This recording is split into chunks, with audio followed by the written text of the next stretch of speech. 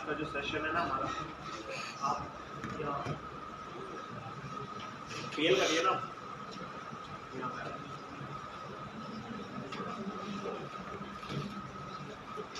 अच्छा, आज का जो सेशन है ना हमारा वो है प्राइवेट लेवल प्रोडक्ट हैंडलिंग के ऊपर, ठीक है। नॉर्मली क्या होता है कि जो हमारा ई कॉमर्स का बिजनेस है उसमें 2-3 चीज़ें बहुत ज़्यादा इंपॉर्टेंट थी, बहुत ज़्यादा जिनकी इंपॉर्टेंट होती है। जिनमें सबसे पहली चीज़ है प्रोडक्ट, ठीक है। हम कोई भी चीज़ अब चाहे आप होलसेल ले लें चाहे प्राइवेट लेवल ले लें, दोनों के अंदर जो है ना मेन चीज़ प्रोडक्ट ही है, ठीक है। अगर आपकी प्रोडक्ट सिलेक्शन ठीक है तो उसके बाद आपके लिए बाकी सारी चीज़ें जो है ना स्टेप बाय स्टेप आसान हो जाती है। लेकिन अगर आपकी प्रोडक्ट ठीक नहीं है और आप जितनी भी अच्छी उसकी चाहे सोर्सिंग कर लें, जितनी भी अच्छी लिस्टिंग बना लें, जितनी भी अच्छी PPC चला लें, वहाँ पे आपको एक्सेल में वो चीज़ गिरेगी। अच्छा, ये थोड़ा सा ना मसला है तो ये चीज़ को माइंड कीजिएगा, थोड़ा भी कुछ डिस्टर्ब है। अच्छा, तो आज 2-3 चीज़ें इसके अंदर ऐसी हैं जो कि बहुत ज़्यादा डिस्कस करने वाली है। नॉर्मली क्या होता है कि बहुत सारे स्टूडेंट की ना क्यूरीज आ रही होती है कि किस तरीके से प्रोडक्ट को हंट करना है। अब प्रोडक्ट हंटिंग जो है 2 स्टेजेस के अंदर होती है। एक स्टेज होती है प्रोडक्ट का आइडिया लेना, ठीक है, कि आपको एक प्रोडक्ट आइडिया है कि भाई अमेज़ोन के ऊपर बिक रहा क्या क्या है और हमने क्या क्या बेचना है। मेन चीज़ ये होती है, यहाँ से आपको मिलता है प्रोडक्ट आइडिया, ठीक है। इसको आप डिफरेंट तरीक़ों से प्रोडक्ट आइडिया को ले सकते हैं। आप अमेज़ोन से जाके सर्च कर सकते हैं, ब्लैक बॉक्स में क्राइटेरिया डालें वो आपको डिफरेंट क्राइटेरियाज दे देते हैं, ठीक है। उसके अलावा आप क्या कहते हैं ना लोगों से पूछ सकते हैं, डिफरेंट वेबसाइट्स पे प्रोडक्ट्स को देख सकते हैं, तो वहाँ से आपको आइडिया मिल जाता है प्रोडक्ट का आइडिया कि भाई क्या क्या अमेज़ोन के ऊपर बिक रहा है। बेस्ट सेलर पे जाके देयर आर डिफरेंट आइडिया, ठीक है। हमें आइडिया मिल गया। अब जब आइडिया मिल गया ना उसके बाद दूसरा स्टेज आता है प्रोडक्ट की वैलिडेशन। तो भाई अब मिसाल के तौर पे मुझे एक प्रोडक्ट मिल गई है जंप रोप, ठीक है। जंप रोप सबको पता है क्या प्रोडक्ट होती है, वो जंपिंग करते हैं उसको यूज़ करते हैं। अब मुझे एक प्रोडक्ट मिल गई, अब मैंने उसको ना वैलिडेट करना है प्रोडक्ट कि ये प्रोडक्ट मेरे क्राइटेरिया के मुताबिक है या नहीं है। क्राइटेरिया सबका अपना क्राइटेरिया होता है। नॉर्मली जो इनेबलर स्टूडेंट है वो इनेबलर से क्राइटेरिया फॉलो करते हैं, लेकिन कुछ क्लाइंट जैसे होते हैं जिनका अपना स्पेसिफिक क्राइटेरिया होता है कि ये सर्च वॉल्यूम होना चाहिए, ये रेवेन्यू होना चाहिए, ये चीज़ें होनी चाहिए। कुछ चीज़ें ऐसी हैं जो कि बहुत ज़्यादा ना कॉमन है मार्केट के अंदर। जैसे अगर मैं बात करूँ सर्च वॉल्यूम की, हर बंदे को पता है सर्च वॉल्यूम 8,000 से 10,000 मिनिमम होना चाहिए यूएस मार्केट की अगर मैं बात करूँ। और अगर यूके की है तो 6,000 से 8,000 होना चाहिए, ठीक है। रेवेन्यू सबको पता है एटलीस्ट जो है ना टॉप 10 में से या टॉप 15 में से आपके 7-8-10 सेलर 7,000 से प्लस रेवेन्यू कर रहे हो।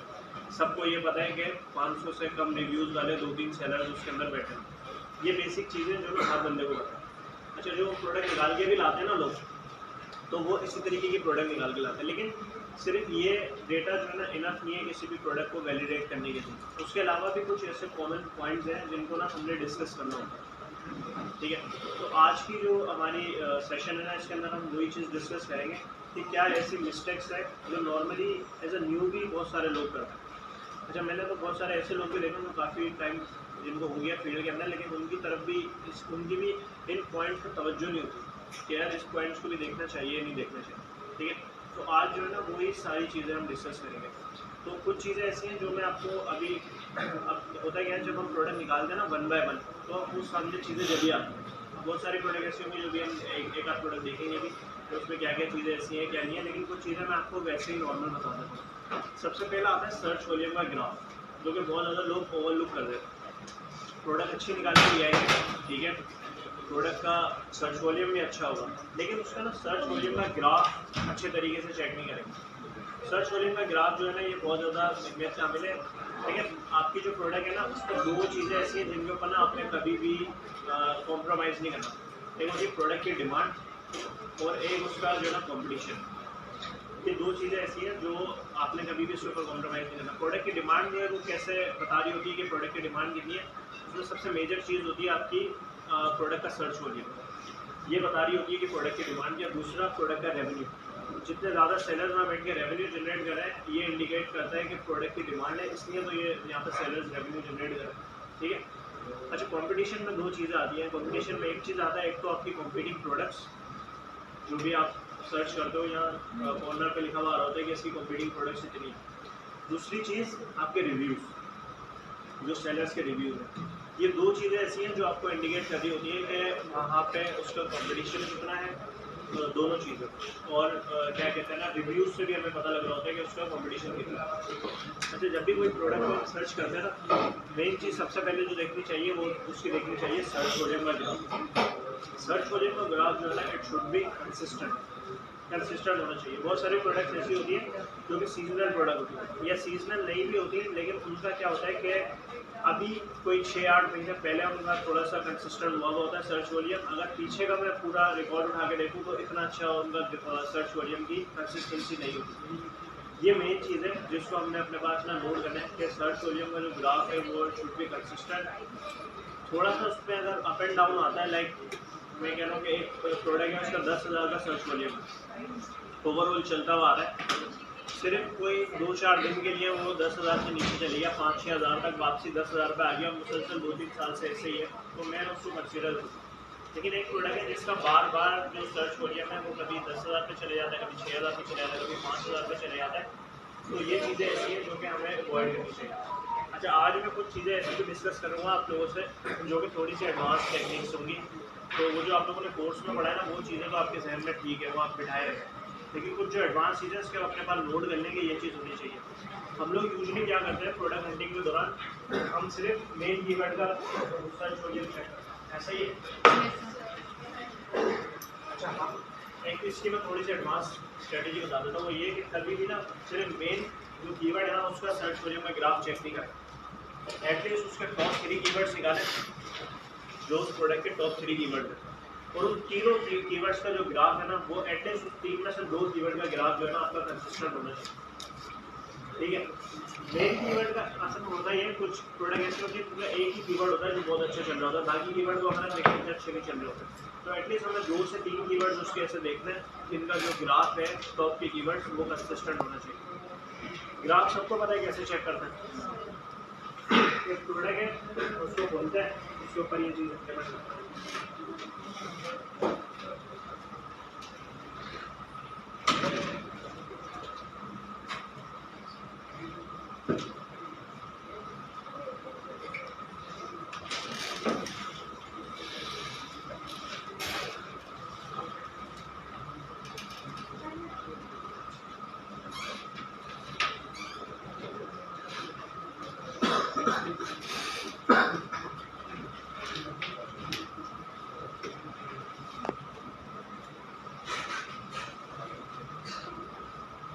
जिनको नहीं भी पता ना प्राइवेट लेवल की प्रोडक्ट हंटिंग कैसे होती है, तो वो भी आज इंशाल्लाह कुछ बेसिक चीज़ें तो सीख ही जाएंगे कि प्रोडक्ट हंटिंग किस तरीके से होती है।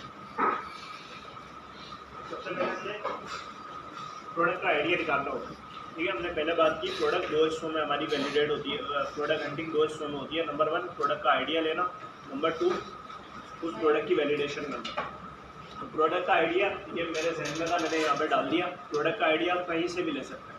अब हमने घर वालों को भी बोले ना कि हम मुझे कोई जितने भी प्रोडक्ट्स के आपके जहन में नाम है वो लिख के दे दें, तो वो भी प्रोडक्ट आइडियाज़ होगा। उनको भी जाके आप अमेज़ोन पर सर्च कर सकते हैं कि वो कैसी बिक्री है, उसका डिमांड कितना है, उसकी कॉम्पिटिशन कितना है। ठीक है, ये प्रोडक्ट आइडिया आ गया। प्रोडक्ट आइडिया आने के बाद ना हम क्या करते हैं, हमारे पास एक हीलियम का टूल होता है।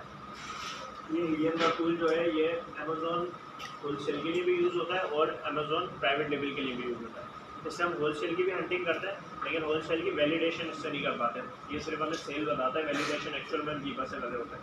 लेकिन प्राइवेट लेवल के अंदर हीलियम ही हमारा मेन टूल होता है, जो कि हमारे लिए तकरीबन इनफ होता है किसी भी प्रोडक्ट को वैलिडेट करने के लिए।